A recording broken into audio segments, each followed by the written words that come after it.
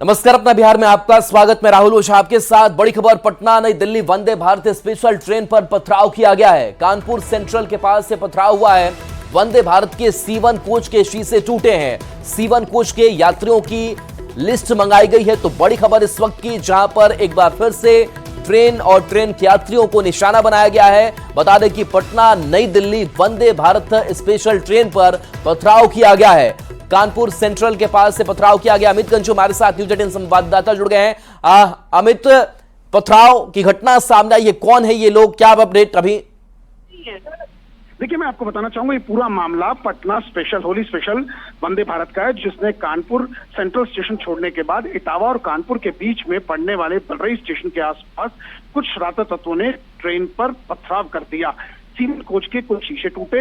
हालांकि ट्रेन की स्पीड इतनी तेज थी जिससे क्रैश का पता नहीं चला, मगर जब शीशों पर क्रैश हुआ तो लोगों ने कंप्लेन की और उसके बाद, क्योंकि ट्रेन का स्टॉपेज अलीगढ़ था, अलीगढ़ पर इसकी सूचना दी गई कमर्शियल कंट्रोल द्वारा और रेलवे अधिकारियों को। तो हड़कंप मचा। वहां के RPF के इंस्पेक्टर को ये जांच दी गई है। ये पता लगाने का प्रयास किया जा रहा है कि ये शरारती तत्व थे कि कौन थे, बच्चे थे, बुजुर्ग थे, वहां के लोग थे, क्यों पत्थर चलाया, इसका क्या उद्देश्य है, तमाम चीजें जिससे पर्दा उठना भी बाकी है। मगर इन सबके बीच 3 सब इंस्पेक्टर, 2 कांस्टेबल की टीम बलरई, जसवंत नगर, एकदिल के ट्रैक पर पड़ने वाले गांव के लोगों से पूछताछ कर रही है। CCTV फुटेज खंगाले जा रहे हैं, क्योंकि गांव का मामला होता है, कैमरे की फुटेजेस नहीं मिल पा रही, लेकिन टीम पूछताछ करी। अब जब पूछताछ समाप्त होगी तब जाके पता चलेगा कि वास्तविकता ठीक क्या। जी अमित, C1 कोच के जो यात्री हैं वो ठीक है? बिल्कुल। देखिए, ये स्पीड तेज होती है, शीशे कितना मोटा टफन ग्लास होता है, इस पे आर पार ग्लास नहीं निकल पाते हैं, लेकिन क्रैक पड़ा है, कांच गिरे हुए हैं। हालांकि लोगों को चोट वोट नहीं लगी है, मगर इन सब के बीच अब यात्रियों से पूछताछ हो सकती है। जो हमारे सूत्र बताते हैं, RPF की एंटायर पूरी टीम ने इसमें पूछताछ कर रही है और यात्रियों की एक सूची भी TT से मांगी गई है। जब सूची हो जाएगी पूरी, उसके बाद ही पता चलेगा कि वास्तविकता थी क्या। जी चलिए, शुक्रिया अमित इस अपडेट के लिए आपका। मुजफ्फरपुर जंक्शन पर मंदिर तोड़ने का मामला अब तूल पकड़ता जा रहा है। इसको लेकर हिंदू संगठन एकजुट हो रहे हैं और अब रेलवे के खिलाफ मुजफ्फरपुर बंद करने का ऐलान किया गया है। आज विभिन्न हिंदू संगठनों ने शहर बंद का ऐलान किया है। इसको लेकर जिला प्रशासन भी पूरी तरह से अलर्ट मोड में है। शहर में भारी संख्या में पुलिस बलों की तैनाती की गई है। हिंदू संगठनों का कहना है कि वर्ल्ड क्लास स्टेशन बनाने के नाम पर मंदिरों को टारगेट किया गया है। जंक्शन परिसर में 2 प्राचीन मंदिरों को तोड़ दिया गया है। जंक्शन के 2 मंदिरों को तोड़ने को लेकर आज हिंदू संगठनों ने मुजफ्फरपुर बंद का आह्वान किया है और इसको लेकर पूरे शहर भर में सुरक्षा व्यवस्था को लेकर जो है जिला प्रशासन और जिला पुलिस बल, RPF और GRPF तमाम जो बल है वो अलर्ट मोड में। आप देखेंगे मुजफ्फरपुर जंक्शन पर तमाम जो सुरक्षा बल है वह तैनात हैं और यही वह जगह है जहां पर वह मंदिर तोड़ा गया था। देखेंगे कि यहाँ पे एक पुराना मंदिर था और इसके बगल में भी एक और मंदिर था जिसे 10 मार्च को हटा दिया गया था, क्योंकि यहाँ पर निर्माण कार्य होना है, वर्ल्ड क्लास स्टेशन बनाए जाने हैं, इसको लेकर निर्माण कार्य होना है। हालांकि इसको लेकर एक अन्य मंदिर का निर्माण भी बगल में कर दिया गया है, लेकिन अब इसको लेकर हिंदू संगठन जो है लगातार आक्रोशित है। पहले भी उन लोगों ने आक्रोश दिखाया था और उसके बाद ज्ञापन भी सौंपा था, लेकिन आज पूरा मुजफ्फरपुर बंद है, इसका आह्वान किया गया था। और आप देखेंगे कि जंक्शन पर भी भारी संख्या में सुरक्षा बलों की तैनाती की गई है। जिला पुलिस से लेकर RPF और GRPF के जवान जो है तमाम लोग तैनात हैं। जिले में पूरे शहर में 600 से अधिक जवानों की प्रतिनियुक्ति की गई है कि ताकि किसी भी तरीके से जो लॉ एंड ऑर्डर की स्थिति जो है वह न बिगड़े। तो कहीं न कहीं आज मुजफ्फरपुर जो है वह बंद है और इसको लेकर अलर्ट मोड पर मुजफ्फरपुर पुलिस, जिला प्रशासन, RPF और GRP है। हालांकि इसको लेकर जिस तरीके से कई तरह की बयानबाजी की जा रही थी, हिंदू संगठनों ने सीधे तौर पे कहा था कि मंदिर का पुनर्निर्माण करा दिया जाए, अन्यथा आंदोलन बड़ा होगा। तो कहीं ना कहीं आज मुजफ्फरपुर बंद कर दिया गया है और अब देखने वाली बात होगी कि इसके बाद आगे क्या कुछ होता है। मुजफ्फरपुर से न्यूज 18 के लिए प्रियांक सौरभ।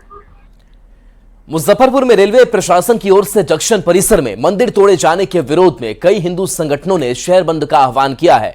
ऐसे में भारी संख्या में पुलिस बल की तैनाती की गई है और एहतियात के तौर पर जंक्शन के पश्चिमी छोर पर रेल लाइन के किनारे स्थित मस्जिद की सुरक्षा बढ़ा दी गई है, ताकि भीड़ की आड़ में उपद्रवी किसी तरह से माहौल बिगाड़ने की कोशिश नहीं कर सके। हालांकि हिंदू संगठनों ने साफ कहा है कि बंद के दौरान किसी भी धार्मिक स्थल को टारगेट नहीं किया जाएगा। बावजूद इसके पुलिस किसी भी तरह का रिस्क लेना नहीं चाहती और मस्जिद की सुरक्षा बढ़ा दी गई है।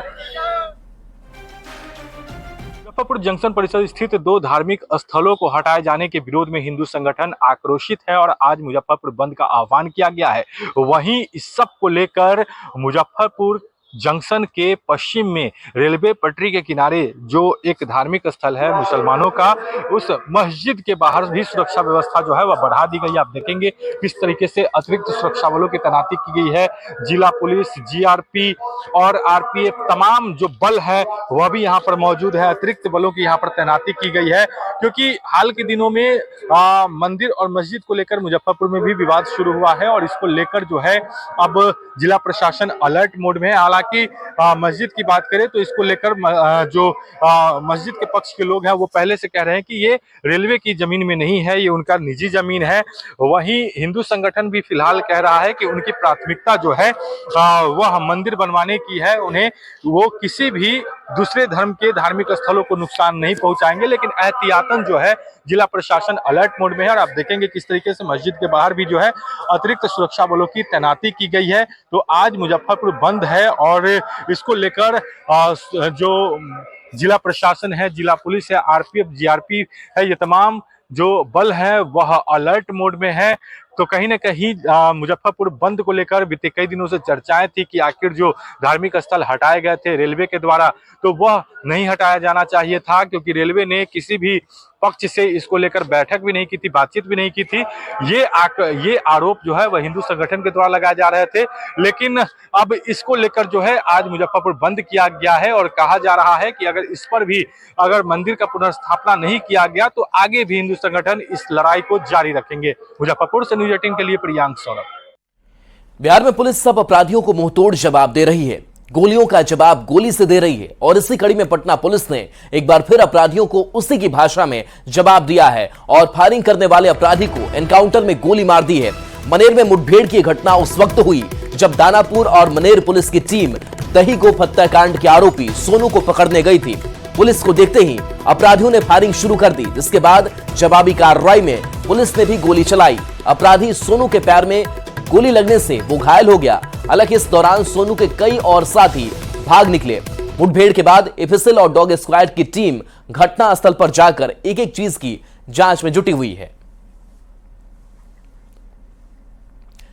तो ये तस्वीर आपको दिखा रहे हैं जहां देखिए किस तरीके से गोली का शिकार ये अपराधी दिखाई दे रहा है और मनेर थाना की पुलिस ने यह कार्रवाई की है। ये तस्वीर उस घटनास्थल की जहां से पिस्टल और खोखे बरामद किए गए हैं। मौके पर डॉग स्क्वाड की टीम भी पहुंची, एफएसएल की टीम भी पहुंची और जांच की जा रही है। लेकिन अब जो पुलिसिया कार्रवाई हो रही है उससे यह माना जा सकता है कि अब अपराधियों को उसी के भाषा में पुलिस जवाब देती हुई दिखाई दे रही है। यानी कि अगर अपराधी फायरिंग कर रहे हैं, गोली चला रहे हैं तो गोली का जवाब गोली से देती हुई पुलिस दिखाई दे रही है। तो ये एक्सक्लूसिव तस्वीर आपको उस घटनास्थल की दिखा रहे हैं जहां पर अब एफएसएल और डॉग स्क्वाड की टीम जो है पहुंच करके जांच में छानबीन करने में जुटी हुई है। तो घटनास्थल से पिस्टल और खोखा भी यहां से बरामद किया गया है और पुलिस की गोली से अपराधी सोनू घायल है, जिसको पुलिस ने इलाज के लिए अस्पताल में भर्ती भी कराया है। बता दें कि सोनू को पकड़ने पुलिस गई हुई थी।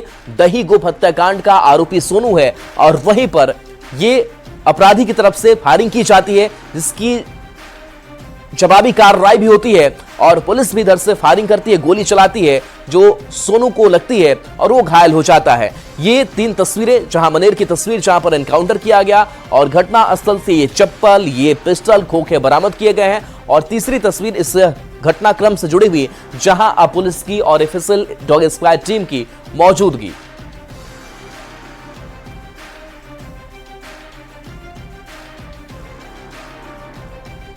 जो अपराधकर्मी जो सोनू कुमार है वो कई गंभीर कांड में वांछित है। वो दानापुर और मनेर में मर्डर केस में भी वांटेड है। वो फरार चल रहा था और उसकी गिरफ्तारी के लिए एएसपी दानापुर मिस्टर फारूक प्रताप सिंह के नेतृत्व में एक स्पेशल टीम, इसी बीच पुलिस को देखते हुए लोगों के द्वारा फायरिंग किया गया और पुलिस द्वारा अपना जान माल की सुरक्षा हेतु कंट्रोल वे में वापस काउंटर फायर किया गया। इस पे एक अपराधकर्मी जिसका नाम सोनू कुमार है वो घायल हो गया है, उसके पैर में गोली लगा है। उसका इलाज है जो अभी हॉस्पिटल में लेकर गया है और पुलिस द्वारा आगे की कार्रवाई किया गया है। और इस वक्त की बड़ी खबर, जहां पीएम मोदी 24 अप्रैल को बिहार आएंगे। पंचायती राज दिवस पर बिहार पहुंचेंगे प्रधानमंत्री नरेंद्र मोदी। मधुबनी में सभा को संबोधित पीएम करेंगे। पटना हवाई अड्डा के नए टर्मिनल का उद्घाटन भी कर सकते हैं। बिहार को कई बड़ी सौगात प्रधानमंत्री नरेंद्र मोदी देंगे। तो इस वक्त की बड़ी खबर, जब प्रधानमंत्री नरेंद्र मोदी का बिहार दौरा होगा तो बिहार वासियों को भी कई बड़ी सौगातें मिलेंगी। पीएम मोदी 24 अप्रैल को बिहार आ रहे हैं। पंचायती राज दिवस पर बिहार आ रहे हैं। मधुबनी में सभा को संबोधित भी करेंगे। इसके साथ साथ माना जा रहा है कि पटना हवाई अड्डा के नए टर्मिनल का भी उद्घाटन कर सकते हैं। बिहार को इसके साथ कई बड़ी सौगात प्रधानमंत्री नरेंद्र मोदी देंगे। और देखिए, प्रधानमंत्री के साथ साथ केंद्रीय गृह मंत्री अमित शाह का भी बिहार दौरा है। 29 और 30 मार्च को बिहार में अमित शाह रहेंगे। Amit Shah BJP core committee के साथ बैठक करेंगे। 29 मार्च को रात 8 बजे बीजेपी की बड़ी बैठक होगी। बीजेपी एमपी एमएलए और पदाधिकारियों के साथ गृह मंत्री अमित शाह बैठक करेंगे। 30 मार्च को सहकारिता विभाग की बैठक होगी। बापू सभागार में सहकारिता विभाग की बैठक होगी। वहीं 30 मार्च को दोपहर 12:30 पर गोपालगंज अमित शाह जाएंगे और गोपालगंज में सभा को संबोधित करेंगे। तो ये पूरा शेड्यूल है। और देखिए, चुनावी साल है यह बिहार में, इसलिए बिहार पर बीजेपी का खास फोकस है। और ऐसे में सांगठनिक मजबूती के साथ साथ लोगों से भी कैसे जुड़ा जाए, इसकी पूरी कोशिश जो है वो बीजेपी आला कमान करते हुए दिखाई दे रही है। तो देखिए, प्रधानमंत्री नरेंद्र मोदी हो, गृह मंत्री अमित शाह हो, इनका बिहार दौरा है। और सिर्फ दौरा ही नहीं बल्कि कई सौगातों की बारिश भी बिहार पर होगी।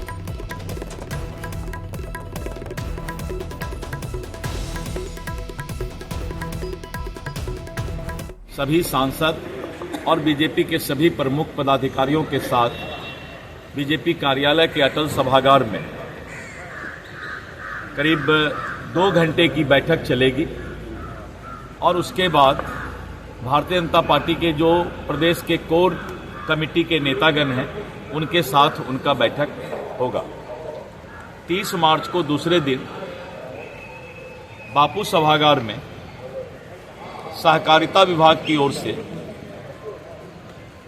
जो सहकारी क्षेत्र में हमारे एफपीओ और अन्य लोग कार्य कर रहे हैं उनके साथ उनकी बैठक है। चुनावी साल में राजनीतिक पार्टियों की तरफ से आरोप प्रत्यारोप का खेल जारी है। और एक बार फिर से आरजेडी ने एनडीए सरकार पर पोस्टर के जरिए हमला बोला है और सीएम नीतीश को धृतराष्ट्र बताया है। पार्टी के महासचिव अरुण कुमार ने बैनर लगवाया है जिसमें सीएम नीतीश कुमार की तस्वीर लगाकर उनकी आंखों पर पट्टी लगाई गई है और बिहार में अपराध का आंकड़ा दिखाकर सरकार को फेल बताने की कोशिश की गई है। आरजेडी ने सीएम नीतीश कुमार के साथ साथ एनडीए सरकार पर पोस्टर के जरिए हमला बोला है। आरजेडी दफ्तर के बाहर एक पोस्टर नजर आ रहा है, जिस पोस्टर पर साफ तौर से देख सकते हैं कि स्लोगन लिखा हुआ है, धृतराष्ट्र की सरकार है कुर्सी कुमार। बिहार में अपराधियों की बहार है क्योंकि 18 साल से सत्ता में एनडीए की सरकार है।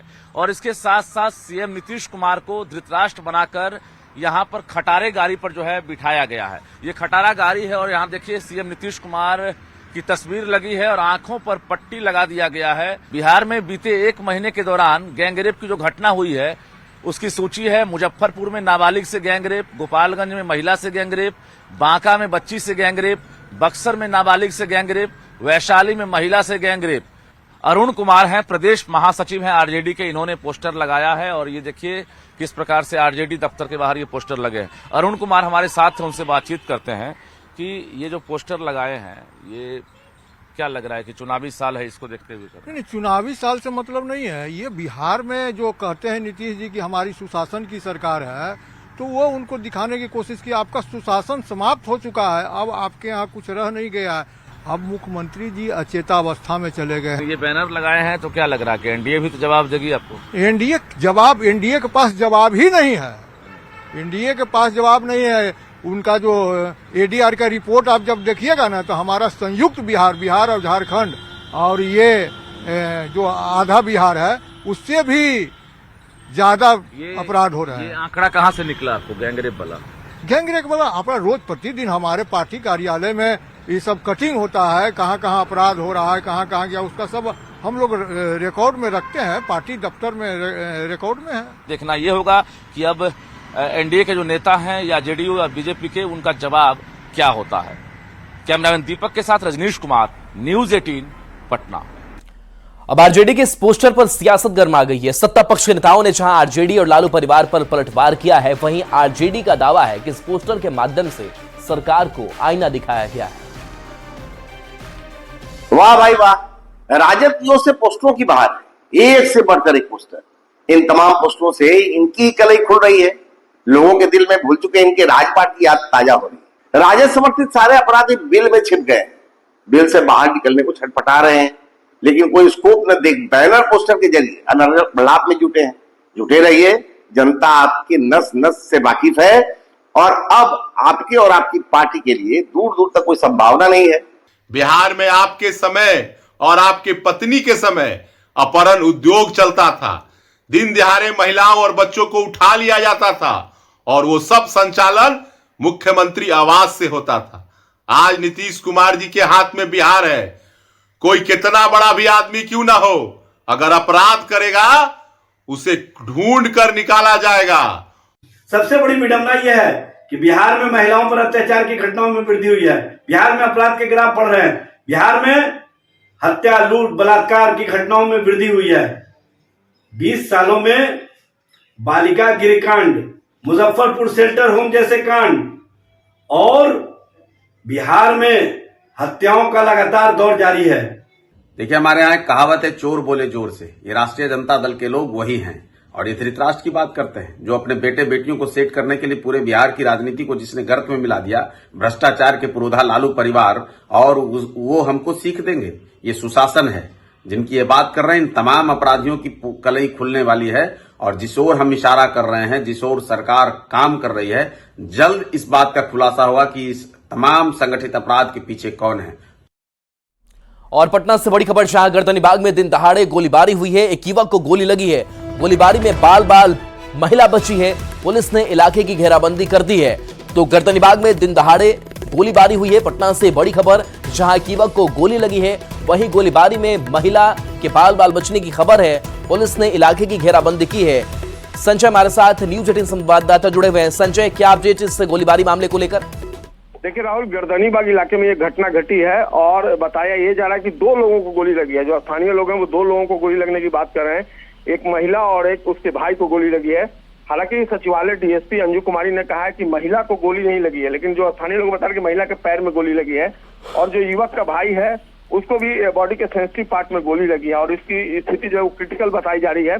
फिलहाल जो अपराधी जिन्होंने गोली मारी है वो इसी इलाके में है और पुलिस ने पूरे इलाके को घेर लिया है। उसकी गिरफ्तारी के लिए छापेमारी चल रही है और पुलिस का दावा कि जल्दी उसको गिरफ्तार कर लिया जाएगा। लेकिन निश्चित तौर पर जिस तरीके से ये घटना घटी है उससे कई सवाल खड़े हो रहे हैं। राहुल जी, चलिए, शुक्रिया संजय इस अपडेट के लिए आपका। तो देखिए, बताया जा रहा है कि पुलिस ने इलाके की घेराबंदी कर दी है और जो महिला है वो बाल बची है। हालांकि जरूर कहा जा रहा है कि उसके पैर में गोली लगी है। गर्दनीबाग में दिन दहाड़े गोलीबारी हुई है। और बड़ी खबर बेगूसराय से है, जहां केंद्रीय राज्य मंत्री के मामा को अपराधियों ने गोली मार दी। हालांकि गोली लगने के बाद घायल मलिक सहनी की स्थिति ठीक है। उनके पैर में गोली लगी है और उन्हें बेगूसराय के अस्पताल में भर्ती कराया गया है। घटना चेरिया बरियारपुर की है। पीड़ित मलिक सहनी मुजफ्फरपुर से सांसद और केंद्रीय राज्य मंत्री राजभूषण निषाद के मामा है। दुकान बढ़ा रहे थे। अच्छा, तो दुकान बढ़ा कर यानी सामान सहित रहे थे। सामान सहित इधर घूरे, गोली ढाई 5-7 फायरिंग हुआ। उसमें एक गोली हमको लग गया।